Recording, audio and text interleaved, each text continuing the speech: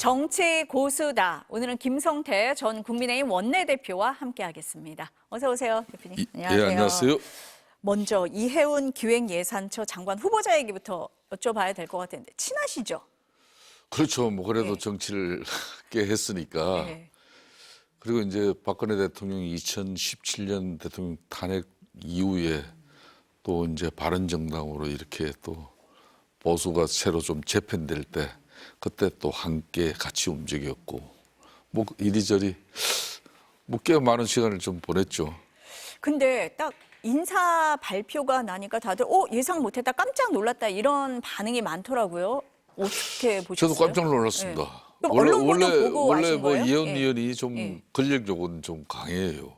또 여성이지만 원래 여성들이 좀 셉니다. 대려 그런 부분은 사실상 윤석열 전 대통령 그 정부에서 그 대통령실에서 여러 형태로 이혜원 의원을 추천을 했지만은 그게 받아들이지 않더라고요.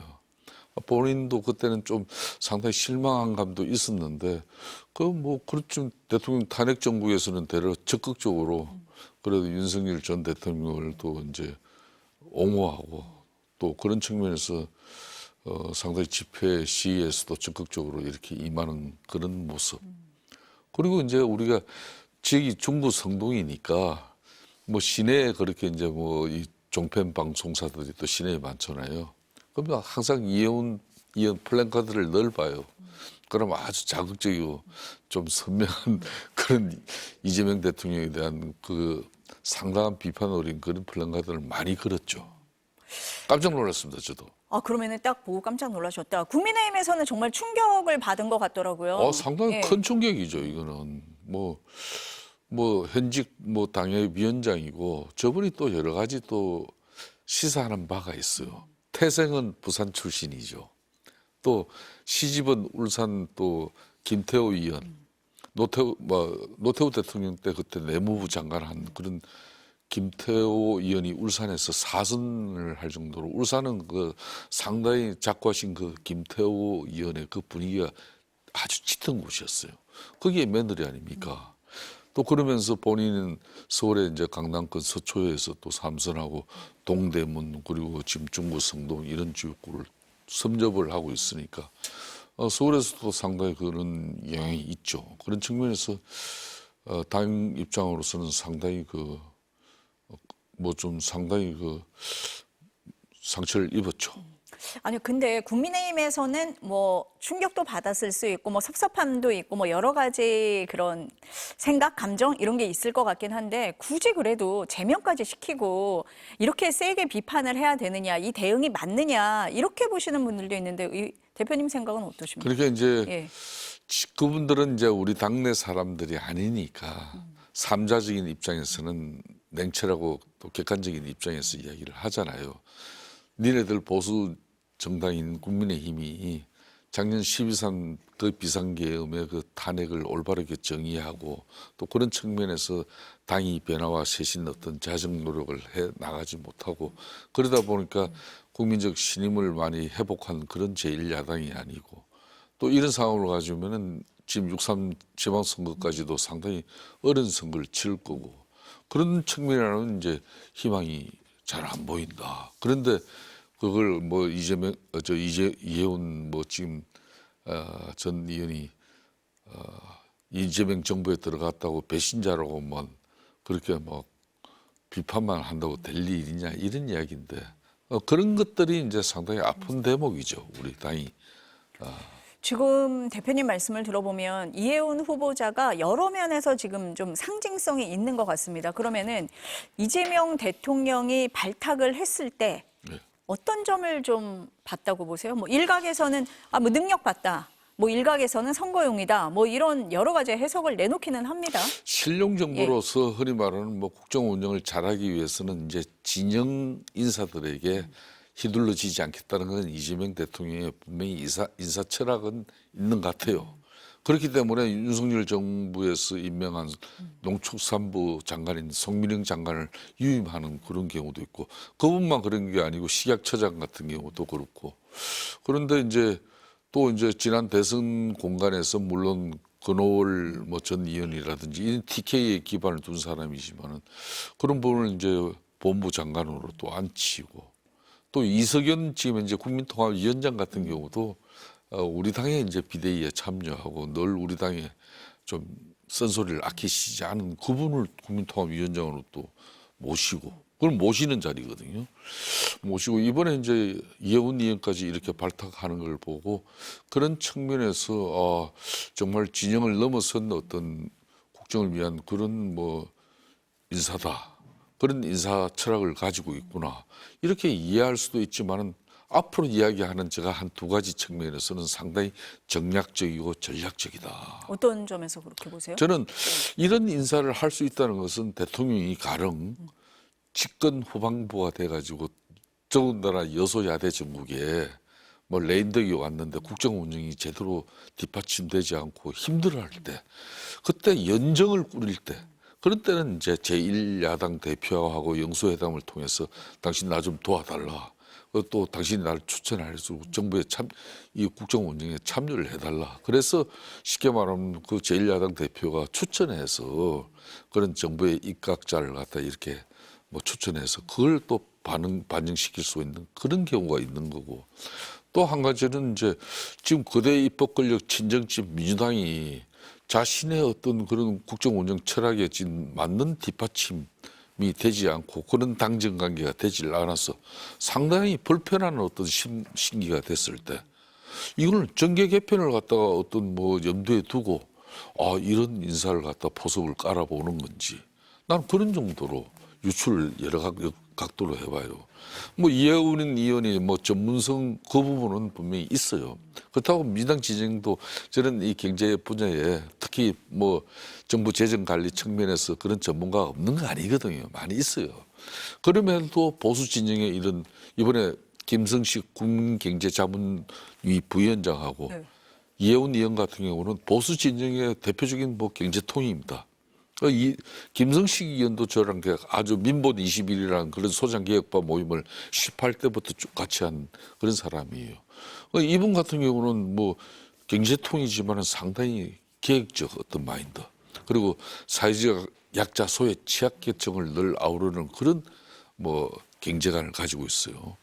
이혜훈 의원 같은 경우는 상당히 본인이 이제 야인이 되고 난 이후로는 기본소득이라든지 그리고 뭐 지역 화폐라든지 또 이번에 뭐 지난번 민생 뭐 지원금이라든지 이런 식으로 포퓰리즘으로 국가 재정을 막 지출하면은 국가 건전 재정이 악화돼 가지고 결국은 국가 신인도 떨어지고 이게 국가 경쟁력으로 이어진다. 이런 철학을 가지고 있는 사람이거든. 그러니까 이런 사람을 자신의 진영 내에서 발탁하지 않고 보수 진영의 사람들을 다 데려가서 했던 거는 이제 자기가 대통령이 되고 보니까 이 국가 재정을 건전 재정으로 유지하지 않으면은 여러 가지 문제가 발생시킬 수 있구나. 더군다나 지금 고물가에 고환율 시대에 이제 국가 재정을 상당히 합리적으로 지출해야 되겠구나. 이렇게 걱정을 해가지고 그럼 자신의 진영 사람들 시험에는 그 틀을 벗어나지 못할 거다. 그렇기 때문에 아예 보수 진영의 뭐 경제정책 전문 정치인을 갖다 앉혀가지고 그런 뭐 그걸 좀 막아내자 그런 브레이크 역할을 하는 그런 걸 시키는 의도가 있는 건지 좀 하여튼 그런 부분 있다 하더라도 세 번째 이야기하는 요 부분이 중요해요. 상당히 정략적이고 전략적인 게 요런 인사를 해버리고 나면은 이 보수 정당 국민의힘 제1야당이 휘청거리잖아요 벌써. 이러면 가는 6.3 지방선거까지도 포석을 두고 이렇게 하는 인사. 당의 민주당이 정청래 당대표 중심의 지방선거가 아니라 뭐 용산이 아니라 이제 청와대에 들어간 이재명 대통령 중심으로 지방선거도 치르는 것이고 자신의 의도대로 그랜드 슬럼을 달성하기 위해서는 보수 우파 지정을 막 흔들어 가지고 지금 국민의힘은 완전 오른쪽 정당으로 만들어 버리려고 하는 그런 상당히 정략적인 의도가 있지 않나 이런 것도 우려를 합니다. 그 대표님 보시기에는 이재명 대통령이 계속 얘기했던 실용과 통합의 그 인사 철학을 넘어서서 어떤 새로운 정책을 만들려는 큰 그림 이후에 지방선거까지 보는 그런 큰 그림을 가지고 인사를 했다라고 보시는 거네요. 그럼 저는 다각적입니다. 그러면은 해수부 장관 인사도 이번처럼 굉장히 파격적이고 보수 인사가 기용될 수 있다. 이렇게 보십니까? 그래 부산에 뭐 저 육선을 한 조경태 의원이 우리 당 최다선인데 제가 좀 전에 지금 핸드폰 지금 보여줄 수도 있는데 아니 막 전화가 오는데 방송에 들어왔어요. 그래서 못 뭘 받았는데 하세요? 네. 안 들어옵니다. 안 하신대요?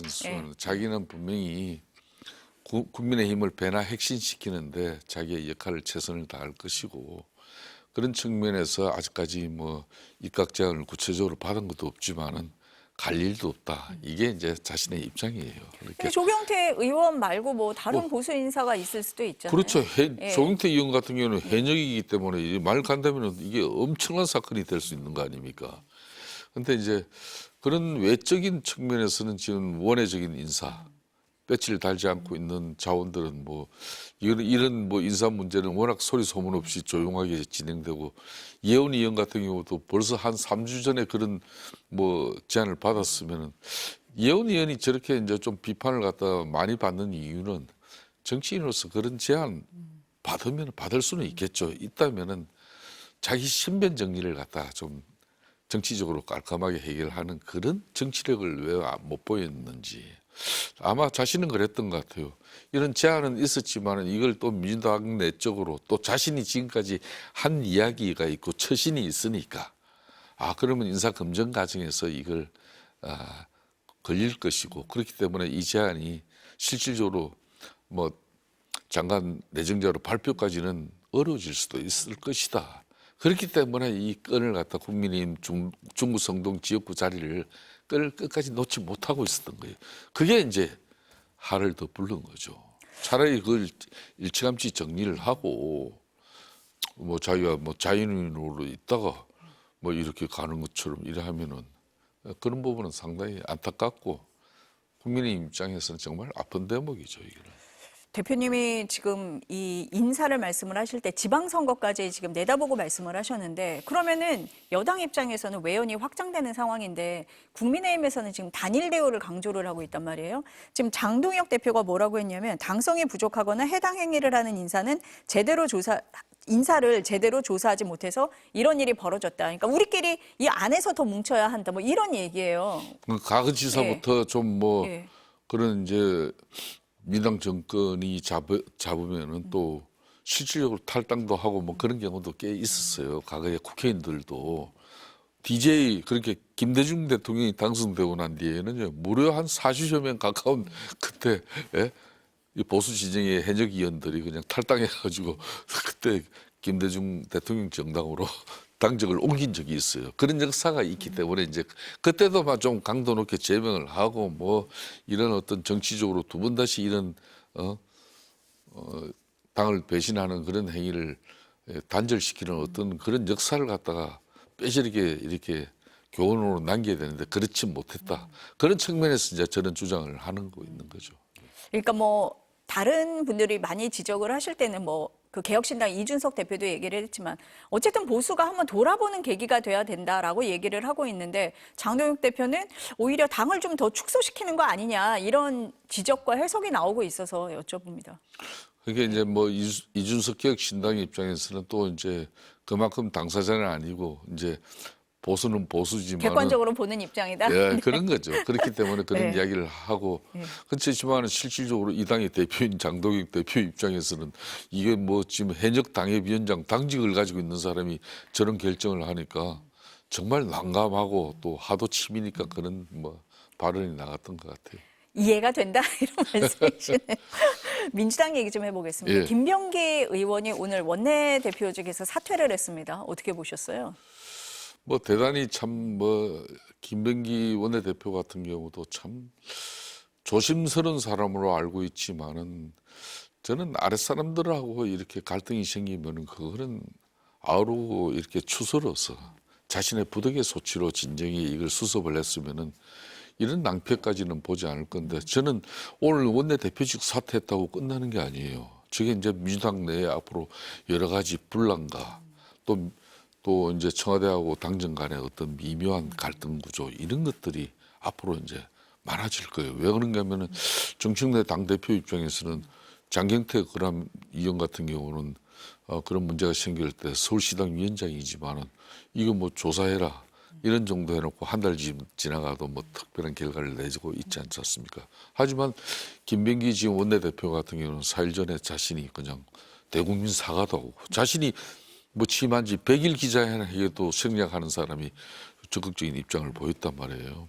하여튼 지금 민주당 갑을 관계에 그런 보좌진들의 그런 여러 형태의 폭로가 아마 이제 김병기 원내대표 입장에서는 좀 더 앞으로도 이제 특히 어제 MBC를 통해서 보도된 저 내용 같은 네. 경우는 상당히 법적으로도 이제 심각한 문제가 됩니다. 그런 부분에 관한까지 저걸 앞으로 자신이 이제 저 문제는 당 차원을 떠나가지고 올곧이 자기 개인이 저걸 이제 떠안고 수습을 해야 될 건데 제가 볼 때는 정치인으로서 상당히 치명상을 입을 거는 틀림없습니다. 지금 대표님 말씀하신 거하고 같은 맥락인데 국민의힘에서는 원내대표직 내려놓은 거는 정치적인 책임이다. 그걸 넘어서 법적인 책임도 져야 한다라고 얘기를 하고 있는데 대표님 보시기에도 그럴 만한 사안이다. 심각한 사안이다. 이렇게 보시는 다른 거네요. 사안 예. 같은 경우에는 좀 해명을 하고 보좌진들과 더 갈등을 또 수습하고 또 이런 또 차후의 노력으로서 좀 뭐 이걸 봉합할 수는 있다고 보지만은 어제 MBC 보도권 같은 경우는 그런 공천 대가로 강선우 의원이 실질적으로 그 시연 내정자들한테 후보자에게 받았고 그 받은 사실을 갖다 아는 상태에서 녹취 내용으로는 그렇게 하면 안 된다 돌려주라 했지만은 그 뒷날 공천 발표에서는 단수 그 지역 후보로 그냥 발표가 됐단 말이에요. 이런 내용이 양측이 다 문제가 이제 걸릴 수밖에 없는 거예요, 저는 게. 정청래 대표가 바로 강선우 의원에 대해서 윤리감찰단 조사 지시를 했더라고요. 그러니까 민주당 차원에서도 이 사안은 굉장히 심각하다. 이렇게 보는 걸까요? 그러니까 민당을 넘어가시고 이재명 대통령 국정 운영 이제 벌써 김병기 원내대표 지금 이 사안 터지고 장경태 의원 사안 터지고 최민희 방통위 위원장 사안 터지고 이런 그런 것들이 누적되니까 벌써 짝짝 좀 빠져요. 그런 측면에서 아마 도화선이 됐을 겁니다. 이 김병기 원내대표. 강선우 의원 문제도 있지만은 그렇기 때문에 저는 정청래 당대표 입장에서 상당히 지금 이제 시험대에서 들어섰다. 앞으로 저런 문제를 어떻게 수습하면서 일벌백계를 하면서 진영 논리를 넘어서 그런 집권당의 면모를 갖추면서 이걸 이재명 대통령의 국정 운영에 이렇게 마이너스가 되지 않는 그런 방향으로 마무리를 지을 것인가.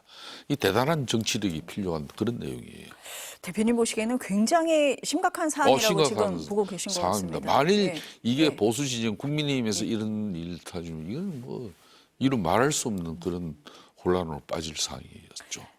대표님이랑 우리가 얘기를 할 때 내년 지방선거 얘기를 많이 했잖아요. 네. 내년에 아무래도 이 지방선거하고 모든 사안이 엮일 것 같기는 합니다. 대표님 아. 보시기에 2026년도 관전 포인트 어떤 점을 좀 주목해서 보세요? 그러니까 이제 이재명 대통령과 지금 민주당 국회 입법 권력이 이게 다 절대 권력이 되어버렸어요. 이 절대 권력에 대한 견제 심리가 6.3 지방선거에서 나올 수 있느냐. 그 견제 심리에 의해서 제1야당인 국민의힘이 그 국민의 어떤 그런 지지를 일정 부분 받아낼 수 있을 것이냐. 이게 제일 큰 관전 포인트고 그건 즉 국민적 신뢰를 회복하는 제1야당으로서 당을 변화쇄신시키는 그런 자정의 노력이 국민들에게 얼마나 진정성 있게 다가갈 것인가. 요 한 대목이 있는 것이고 그다음에 이제 끊임없이 또 이제 이번엔 특검 3개는 끝나지만은 종합특검 형식으로 제2특검을 만들려고 하는데 이 제2특검은 지금 현재 내년 연초에 제일 1호 법안으로 간다 그러잖아요. 그건 기정사실이란 말이에요. 그럼 지금까지 민중기 특검을 비롯한 이 내란 특검에서 다 하지 못한 어떤 그런 국민 감정 정서를 악화시킬 수 있는 내용이 저는 분명히 또 있다고 봅니다. 그렇기 때문에 이 특검 하자는 거거든. 국수본이나 합수단에서 이 수사를 이첩받아서 다 할 수 있는데도 불구하고 그러면은 국민 정서가 결국은 국민의힘이 어떻게 변화되는 부분하고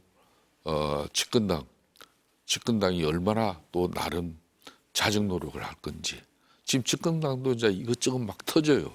저런 부분들을 갖다가 특히 어제 강순우 의원 같은 경우는 지난 2022년 지방선거에서 그런 공천 헌금 행식으로 뭐 물론 그런 수사를 해봐야 알지만 그런 사실이 없다 하면 야당으로서는 지금 엄청난 이 호재를 잡은 겁니다. 앞으로 엄청난 정치적 공세가 이제 이어질 건데 그런 측면에서 국민들은 좋아. 그럼 니들이나 어떤 자정 변화 노력을 어느 당이 많이 하는지 아마 그걸 지켜보고 민주당은 이걸 집권 세력으로서 권력의 비호하에 이걸 그냥 꼬리 자르기만 하고 듣고 넘어가는지 지켜볼 거예요. 국민들이 냉철하게 판단할 거다. 그렇습니다. 이렇게 보시는 것 같습니다. 예. 오늘 말씀 여기까지 듣겠습니다. 대표님 감사합니다. 예, 감사합니다.